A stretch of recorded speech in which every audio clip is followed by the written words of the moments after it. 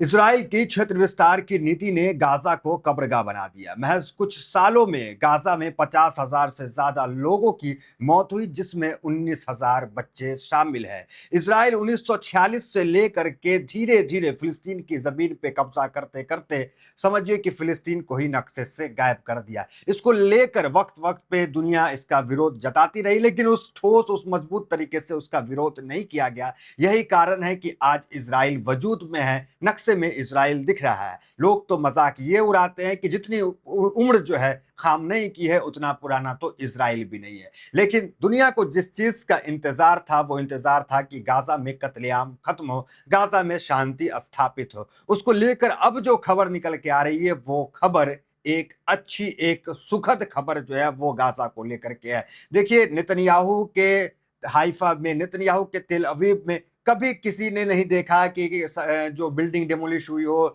या बिल्डिंग जो है झरझर हो गई हो, उसने उस पे किसी ने बम मार दिया हो गया। दुनिया का सबसे सेफेस्ट कंट्री माना जाता था इजराइल, लेकिन इसके भरम को ईरान ने पूरी तरीके से तोड़ दिया। और ईरान और इजराइल के युद्ध के बीच नेतन्याहू की हिम्मत भी पस्त हो गई है, और इजराइल जो लड़ने की क्षमता उसके पास थी, वो भी कहीं ना कहीं अब उस तरीके से ताकतवर नहीं रहा जिसको ईरान ने मजबूती से चुनौती दी। अब देखिए, जब वो इजराइल कमजोर पड़ गया, उस बीच गाजा को लेकर खबर जो है वो बहुत सुखद खबर निकल के आ रही है। सबसे पहले बारी बारी हम आपको बताते हैं कि इंडियन मीडिया से लेकर वेस्टर्न मीडिया की हेडलाइंस गाजा को लेकर क्या चल रही है। उसके बाद आगे बताते हैं वो तस्वीर जो गाजा की आजादी की जैसी निकल के गाजा से आ रही है। कैसे गाजा में लोग जो है जश्न मना रहे हैं, कैसे गाजा में जो लोग किस बात की जश्न मना रहे हैं, वो भी आपको बताते हैं। पहले हेडलाइंस देखिए। हेडलाइंस कहता है, ये वियोन है, end of Gaza war soon, Netanyahu drop big hint of normalising Israel ties with neighbours. दूसरा हेडलाइंस देखिए, सीएनएन की है, सॉरी सीएनबीसी की है। Netanyahu and Trump agree to end war in Gaza and expand Abraham accord. आगे खबर में बताएंगे कि ये अब्राहम का मामला क्या है, ये क्या है अब्राहम का मामला। Netanyahu agree to end Gaza war within 2 weeks after US strike on Iran. तो यूएस जो है स्ट्राइक किया, उसके 2 वीक बाद नेतन्याहू जो एग्री हो गया गाजा में वॉर समाप्त करने के लिए। आगे देखिए, a two state solution is gain monument again for Israel and in Palestinian, does it have the chance of success. अब देखिए, बात इतनी आगे बढ़ चली है कि 2 स्टेट सॉल्यूशन पे बात हो रही है। मतलब समझिए, गाजा को लेकर ये अच्छी खबर है। हमने आपको बताया कि ईरान ने जो है कमर जो है वो तो तोड़ ही दी थी। ईरान का भी इस पे जो है बयान आया। हालांकि अब युद्ध जो है ईरान और इजराइल के बीच समाप्त हो गया, लेकिन खामनेई इस वक्त गाजा को लेकर बयान दे रहे हैं। क्या बयान है देखिए, Iran Khamenei warn US against aggression, Israel bomb north Gaza. तो ये तमाम खबरें निकल के आ रही है। ट्रंप ने भी ये साफ कहा है कि बहुत जल्दी जो है हम गाजा को लेकर अच्छी खबर देने वाले हैं। देखिए ट्रंप का क्या है, खबर है ट्रंप का। US President Donald Trump on Wednesday said that great progress was being made to end the war between Hamas and Israel in Gaza. तो ये हिंदुस्तान टाइम्स की रिपोर्ट के अनुसार ये कहा जा रहा है कि गाजा में वार समाप्त हो जाएगा। देखिए, हिंदुस्तान टाइम्स की एक और रिपोर्ट है कि कतर, ए की mediator in the Gaza war, had also announced Tuesday that it would launch a new push for a cease fire. तो कतर जो है इसमें मीडिएटर की भूमिका निभा रहा है, और वहां जो मिडिल ईस्ट के अंदर अब शांति जो है बहाल हो सकती है। देखिए, हमने कहा कि ईरान के साथ लड़कर इजराइल जो है कमजोर तो पड़ा ही है। यही कारण है कि जो अब तस्वीर गाजा से निकल के आ रही है, उन तस्वीरों को जरा गौर से देखिए। किस तरीके से जो एड वहां पहुंचता था, वो बॉर्डर पे रुका रहता था। गाजा की एंट्री बैंड थी क्योंकि उसकी मिलिट्री वहां पे खड़ी रहती थी, लेकिन अब न वहां कोई मिलिट्री है उस बॉर्डर पे। यही कारण है कि फिलिस्तीनी जो है, गाजा के जो लोग हैं, उस एड वाले ट्रक को जश्न के साथ लेकर के जा रहे हैं। वो आप तमाम चीज देख सकते हैं। उसके पास हथियार भी दिखते हैं, माना जाता है कि ये हमास के लड़ाके हैं। तो ये तमाम तस्वीरें जो है एक जश्न वाली, आजादी वाली तस्वीर जो है गाजा से निकल के आई, क्योंकि जो ट्रक का जो काफिला था उसे गाजा के लोगों ने अंदर ले लिया, गाजा के अंदर जो बॉर्डर पे रुका रहता था। देखिए, डोनाल्ड ट्रंप आगे कहते हैं, गाजा में इजराइल हमास युद्ध को खत्म करने की दिशा में तेजी से प्रगति हो रही है और एक नया युद्ध विराम प्रयास शुरू है। जल्द ही बहुत अच्छी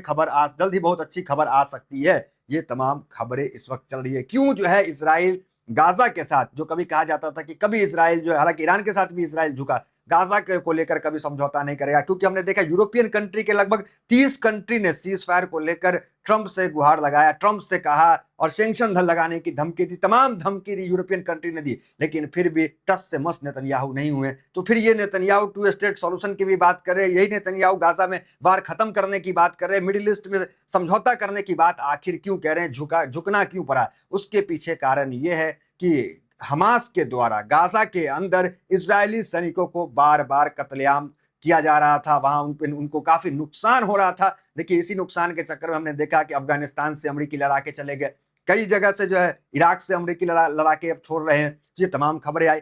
तो जब किसी आर्मी जो जहां डिप्लॉय होती है और वहां उसकी मौतें का आंकड़ा बढ़ता है, तो वो अपने आर्मी को पीछे जरूर बुला लेती है। ये सब देश का देखा गया। देखिए, खबर इंडिया टीवी का है कि हमास ने किया बड़ा दावा। हमास ने अपने टेलीग्राम चैनल पर दावा किया कि उसने क्षेत्र में एक आवासीय इमारत के अंदर छिपे इजरायली सैनिक पर घात लगाकर हमला किया था। हमास के सैन्य शाखा अल कासिम ब्रिगेड ने अपने टेलीग्राम चैनल पर कहा कि उसने दक्षिणी गाजा पट्टी के एक आवासीय इमारत के अंदर छिपे इजरायली सैनिकों पर हमला किया। हमास ने बताया कि 105 मिसाइल दागी और एक साथ मिसाइल में चपेट में आए, और जिसमें जो है कहा जा रहा दर्जनों इजरायली मिलिट्री जो है वहां पर मारी गई। और इस तरह की कई घटना लगातार हुई ईरान युद्ध के बाद, जिसके वजह से अब जो है शांति की बात जो है वहां पर कही जा रही है। देखिए, हालांकि इजराइल ने बहुत कोशिश की, एक और कोशिश जो इजराइल ने की गाजा को बर्बाद करने की, वो कोशिश आप स्क्रीन पे देखिए। उमर हमाद है, इन्होंने ट्वीट करके जानकारी दी कि एक ड्रग, ये जो एड आ रहा था, जो राहत सामग्री आ रही थी, उसके अंदर जो है ड्रग भेजा जा रहा था। ये ड्रग जो है क्या, उसके बारे में लिखा हुआ है, महत्वपूर्ण, मैं वो बताता हूँ। Our battle with them is not only a battle of weapons but also a battle of awareness and consequence. They are master at numbering our minds, destroying our perceptions, and using every means possible erase our collective awareness and turn us against one another. ये बातें वो लिख रहे हैं कि एक drug भेजा जा रहा है ताकि ड्रग एडिक्टेड जो है वो गाजा के लोग हो जाएं। ये ड्रग जो है कैंसर पेशेंट को दिया जाता है, तो वो जो है राहत सामग्री के अंदर करके भेजा जा रहा है। देखिए, एक महत्वपूर्ण चीज मैं आपको बताना चाहता हूँ। अभी एक इजराइल के अंदर एक पोस्टर लगे हैं, इस पोस्टर को जो है तमाम वेस्टर्न मीडिया से लेकर एशिया के तमाम मीडिया ने छापा। पोस्टर जरा देखिए, the Abraham alliance, it's time for a new middle east. ये पोस्टर जो है लगे हुए हैं, कहाँ लगे हुए हैं? ये इजराइल के अंदर लगे हुए हैं, तेल अवीव हाइफा के अंदर ये पोस्टर लगे हुए हैं। और ये कहा जा रहा है कि इसमें लिखा हुआ the Abraham alliance, it's time for a new middle east. और इसके अंदर जो तस्वीर आप देखेंगे तो तमाम अरब के जो बादशाह हैं, जो उनके नेता हैं, उनकी तस्वीर, डोनाल्ड ट्रंप की तस्वीर, नेतन्याहू की तस्वीर, सब तस्वीर देखेगी। और ये लगी हुई है तस्वीर कहाँ? ये लगी हुई है इजराइल के अंदर। इसमें इंटरेस्टिंग ये है कि नाम दिया गया द अब्राहम अलायंस। आपको पता है, ये जो अब्राहम नाम है, ये जो पूर्वज हैं, ईसाई के पूर्वज हो या इस्लाम के मानने वाले मुसलमान के पूर्वज हो, चाहे फिर यहूदी के पूर्वज हो, इस एक बात पे उनकी जो है सहमति है कि हमारे जो पूर्वज हैं वो अब्राहम है। तो ये इसलिए शायद ये जो नाम आप देख रहे हैं द अब्राहम अलायंस, तो इस तरह के नाम जो है वो डाला गया, जिसमें बीच में ट्रंप को दिखाया गया, राइट साइड में जो सऊदी अरब के सलमान को दिखाया गया, फिर लेफ्ट साइड में जो है नेतन्याहू को दिखाया गया। ये तमाम तस्वीरें जो निकल के आ रही है, और इसका नाम अब्राहम अलायंस रखा गया, क्योंकि ईसाई भी मानते हैं कि हमारे पूर्वज जो है वो इब्राहिम है, और मुसलमान भी मानते हैं कि हमारे पूर्वज अब्राहम है, और यहूदी भी मानते हैं कि हमारे पूर्वज इब्राहिम है। तो इस तरह के नाम जो है वहां पे लगाए जा रहे हैं और लिख रहे हैं कि it's time for the middle east, it's time for a new middle east. ये बातें जो है कही जा रही। अब इसके पीछे क्या कारण है? नया मिडिल ईस्ट कैसा होगा, क्या बदलाव होंगे? हालांकि इसमें जो है ईरान की कहीं तस्वीर नहीं है, इसमें खामनेई की कहीं तस्वीर नजर नहीं आ रही। और एक और इंटरेस्टिंग बात है कि इसमें कतर के जो किंग हैं उनकी कहीं तस्वीर नजर नहीं आ रही है। तो ये तमाम खबरें जो है इस वक्त ट्रेंड में है और गाजा को लेकर चल रही है।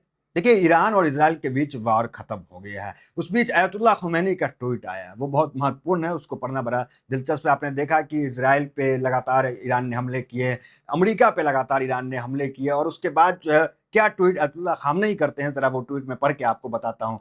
इस्लामी इनकलाब के नेता अयतुल्लाह खामनेई का अहम टेलीविजन पैगाम कुछ ही देर में जारी है, तो वो जानकारी दी। देखिए, ईरान और इजराइल के बीच युद्ध चला और उसके बाद अमेरिका को भी ईरान ने जवाब देने का काम किया। उस बीच अयतुल्लाह खुमैनी इस युद्ध के विराम के बाद ट्वीट करते हैं, जो बड़ा महत्वपूर्ण है, एक नजर डालिए। देखिए क्या उन्होंने लिखा है। जाली ज़ायनिस्ट रेजिम पर फतह की मुबारकबाद पेश करता हूं। इतने शोर शराबे और इतने बड़े बड़े दावों के बावजूद ज़ायनिस्ट रेजिम इस्लामी जमहूरियत ईरान के हमले से लगभग धराशायी हो गई और उसे कुचल कर रख दिया गया। हम अल्लाह का शुक्र अदा करते हैं कि उसने हमारी आर्म्ड फोर्सेस की मदद की और वे जानियों के अत्याधुनिक मल्टी लेयर डिफेंस सिस्टम को पार करने में कामयाब हुई और उनके अनेक नागरिक व सैन्य क्षेत्रों के मलबे में तब्दील कर दिया। और आगे वो लिखते हैं, अमेरिकी सरकार पर भी हमारे प्यारे वतन ईरान की फतह मुबारक हो। अमेरिकी सरकार डायरेक्ट जंग में कूद पड़ी क्योंकि उसे डर था कि अगर वह हस्तक्षेप नहीं करती तो जायनिस्ट रेजिम मिट जाएगी। वह बचाने आई लेकिन उसे भी कोई सफलता हासिल नहीं हुई। इस्लामिक रिपब्लिक ने अमेरिका के मुंह पर जोरदार तमाचा जड़ दिया है। उसने इस इलाके में अमेरिकी की महत्वपूर्ण एयरबेस अल उदेद पर हमला बोल दिया और उसे नुकसान पहुंचाया। यह बहुत बड़ी बात है कि इस्लामिक रिपब्लिक ईरान को इस इलाके में अमेरिका के महत्वपूर्ण केंद्रों तक पहुंच हासिल है और वह जरूरत पड़ने पर कार्रवाई कर सकती है। आइंदा भी इस कदम को दोहराया जा सकता है। अगर कोई आक्रोश हुआ तो दुश्मन को निश्चित तौर पर भारी कीमत चुकानी पड़ेगी।